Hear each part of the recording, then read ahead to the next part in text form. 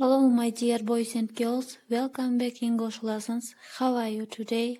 I hope you are all of you ready for today's lessons. Are you ready? So get started. Today our theme is education in Kyrgyz Republic.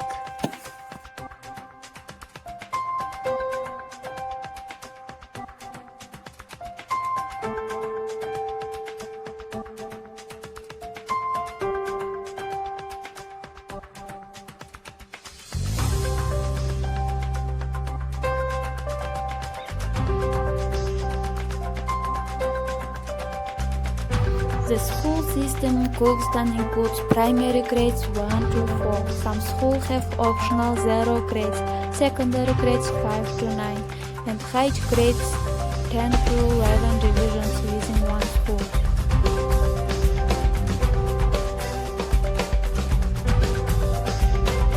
There are 77 public schools in Bishkek and more than 2,000 in the rest of the country.